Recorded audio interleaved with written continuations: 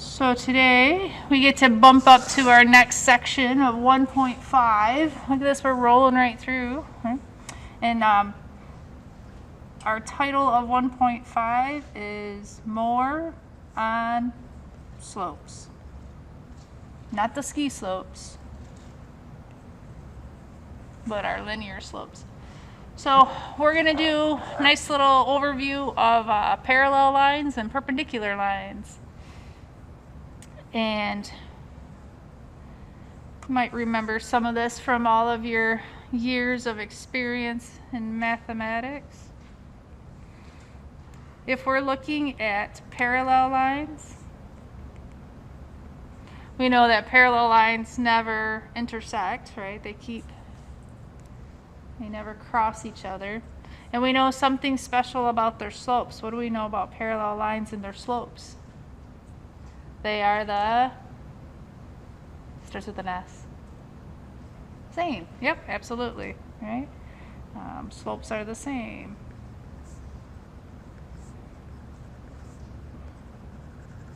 Or we could just say that they're equal, right? So, because if we think about when it comes to that definition of slope, it's the change in y over the change of x.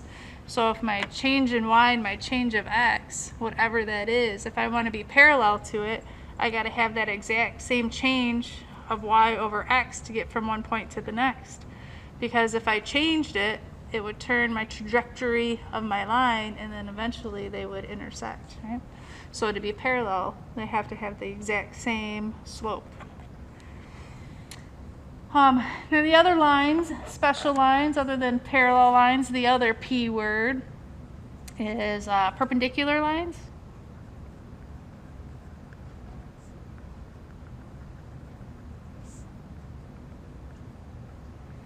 Perpendicular lines form a 90-degree angle, right? They make that perfect right angle where they intersect.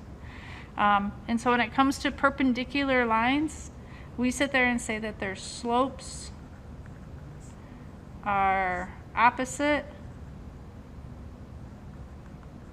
I wrote this too close. Reciprocals.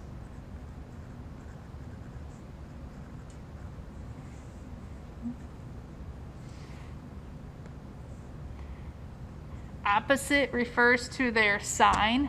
So if one line has a positive slope, the other line has to have a negative slope. If one has a negative slope, the other one has to have a positive slope. So opposite refers to their signs. And then reciprocals, whatever the slope is of one, reciprocal, you just flip the number. So now that we know some things about some slopes, when it comes to our parallel and perpendicular lines, we can now write equations for those good guys, right? So yeah, we'll just start with a clean slate. Right? So let's write an equation.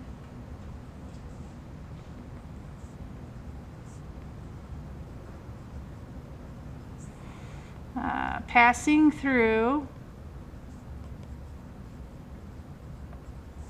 we'll go with the point -3, 1. And parallel to the line. I'm going to give you the equation for that line. I'm going to say it's y equals 2x plus 1.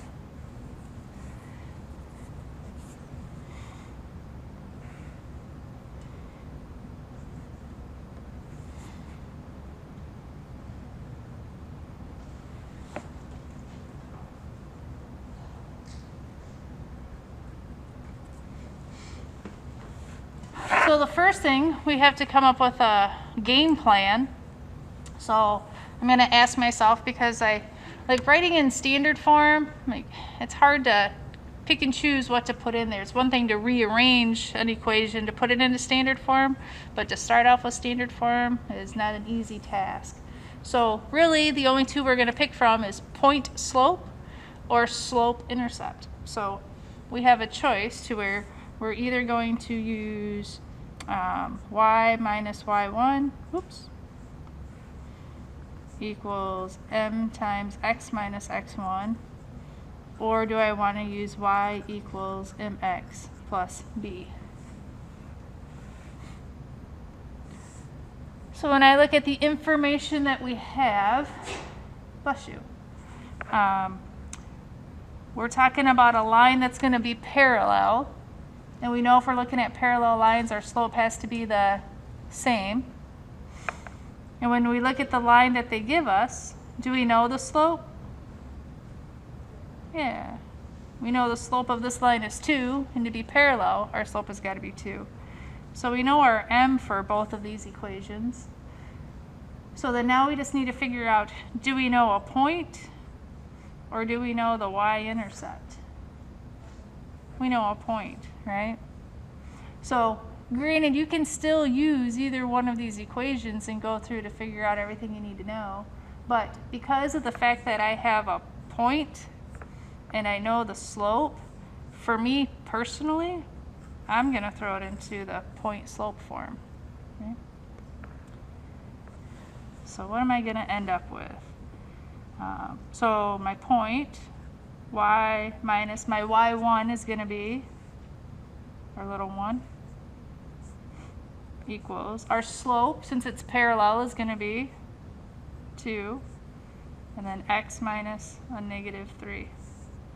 So just to clean it up, y minus 1 equals 2 times x plus 3. And you can skip right to that step if you'd like.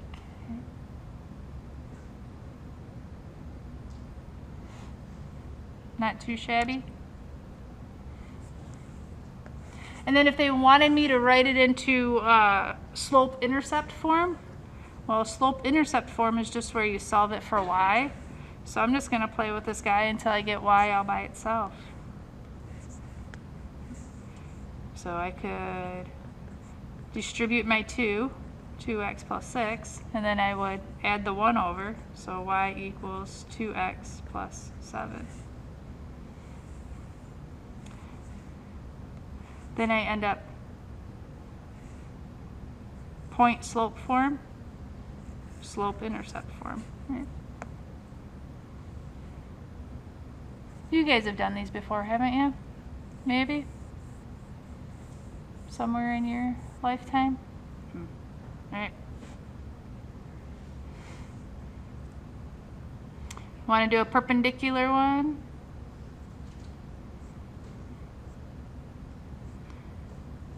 Let's change it up a little bit and get a little fancy. So let's just say we need to define the slope.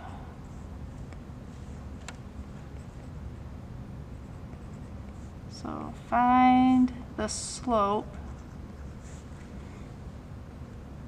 of any line, and that is, we're going to go perpendicular this time.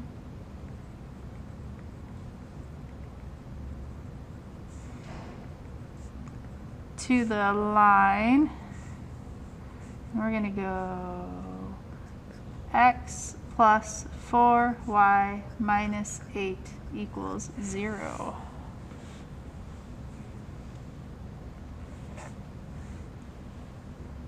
You're like, oh man, Mrs. Fitch, why'd you have to throw something like that at me?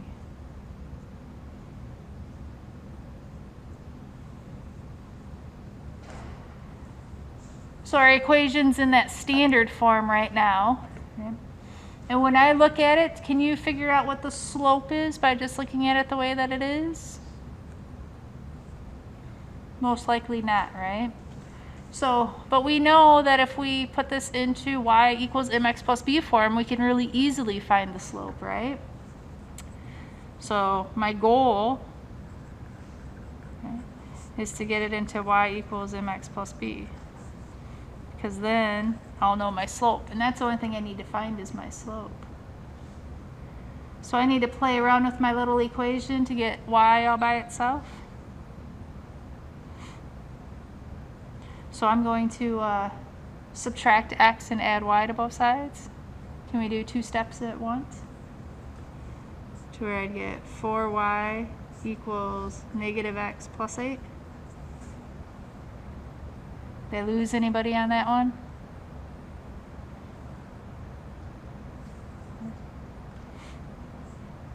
I just decided to, right? I gotta subtract the x to get it to the other side.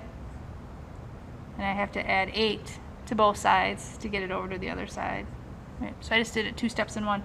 And then to get y all by itself, I have to divide by 4. Right? So I'm going to get y equals negative 1/4 x plus 8 divided by 4 is 2.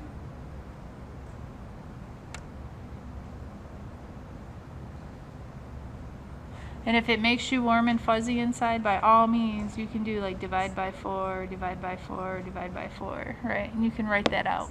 I have no problem with that. So now do we know our slope? We know the slope of this line is negative 1/4, right? So to be perpendicular, to be perpendicular, I have to be the opposite reciprocal. So what's the opposite of a negative? A positive. And what's the reciprocal of 1/4? 4. Yep. So my slope is going to be 4.